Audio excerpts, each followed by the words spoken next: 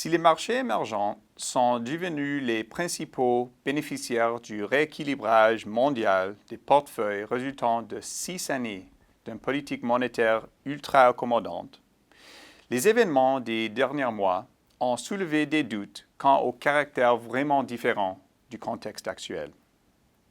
En 2010, les entrées de capitaux avaient déjà atteint les pics d'avant la crise.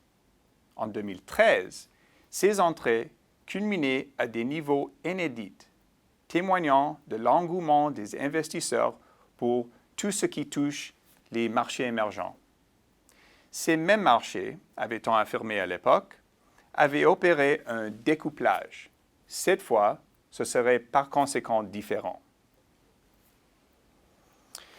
Les États-Unis, tirant aujourd'hui la reprise mondiale, la Réserve fédérale tente de normaliser les taux d'intérêt et d'assainir un bilan atteignant les 4 trillions de dollars.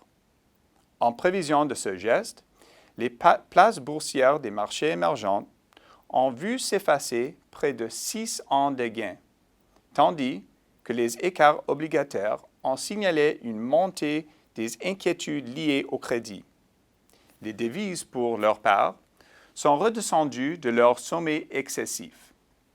Parallèlement, les tensions politiques de la Turquie à la Malaisie, les préoccupations suscitées par la situation économique en Chine, la détérioration constante de l'économie russe et les révélations de scandales de corruption dans certains pays, notamment au Brésil, ont mis à rude épreuve l'appétit des investisseurs. Le renversement marqué des flux de capitaux a assombri les perspectives de nombreux marchés émergents dont la croissance était jusqu'ici dynamisée par le crédit. En ajoutant à ce tableau les effets de richesse négative découlant du tassement des cours de produits de base et l'érosion du pouvoir d'achat induite par les devises, les marchés émergents deviennent le point de mire des craintes entourant la croissance mondiale. Selon nous, le dynamisme des économies émergentes descendra sous la barre de 4% cette année pour la première fois depuis 2009.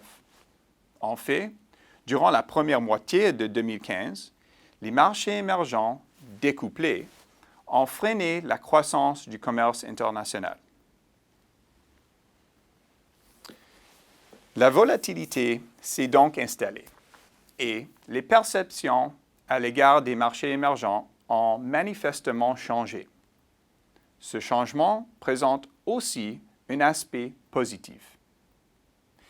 Certains ont établi la valeur des sorties de capitaux des marchés émergents à près du double du montant constaté lors des années de la crise financière. Les données réelles brossent un portrait plus sobre de la réalité, mais une telle exagération illustre à quel point cette catégorie entière d'actifs est logée à la même enseigne. Est-ce à dire que les marchés ont agi avec démesure dans leur précipitation à gagner la sortie?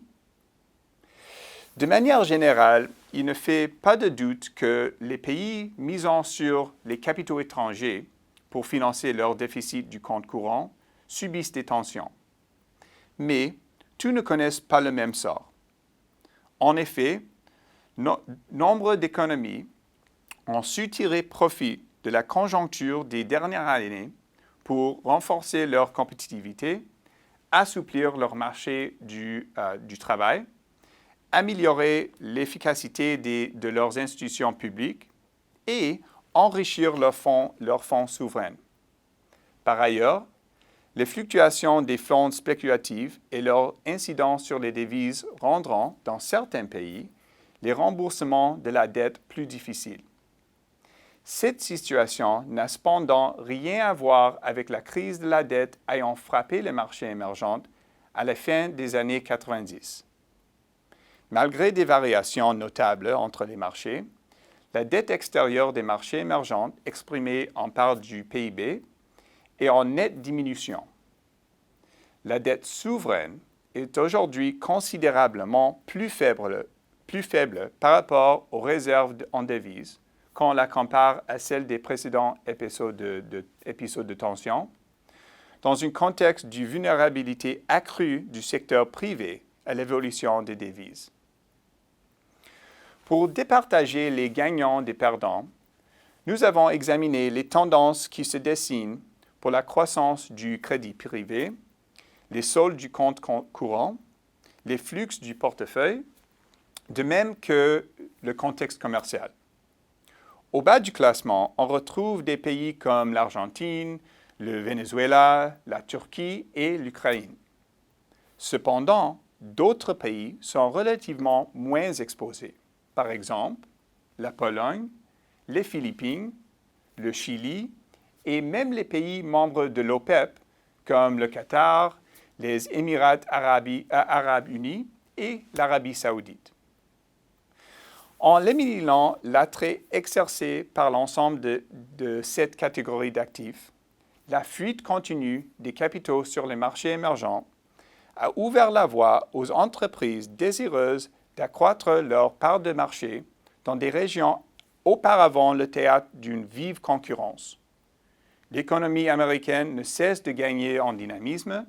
La reprise pourrait s'installer rapidement ailleurs dans le monde, et tout particulièrement sur les marchés émergents. Cette conjoncture fera de nouvelles victimes, mais ces retombées pourraient être substantielles. Voilà pourquoi nous continuons de tabler sur une croissance des marchés émergents s'élevant à près du double de celle des marchés développés au cours des 2 prochaines années. Conclusion, le retrait massif des capitaux affligeant les marchés émergents ne comporte pas seulement des inconvénients.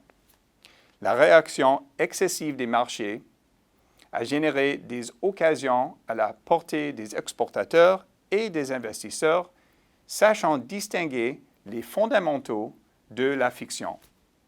Par conséquent, le relèvement des taux aux États-Unis ne doit pas être uniquement considéré comme un facteur de risque, mais plutôt dans le contexte du renforcement de l'économie américaine et de ses répercussions sur le reste du monde. Je suis Stuart Bergman. À la prochaine.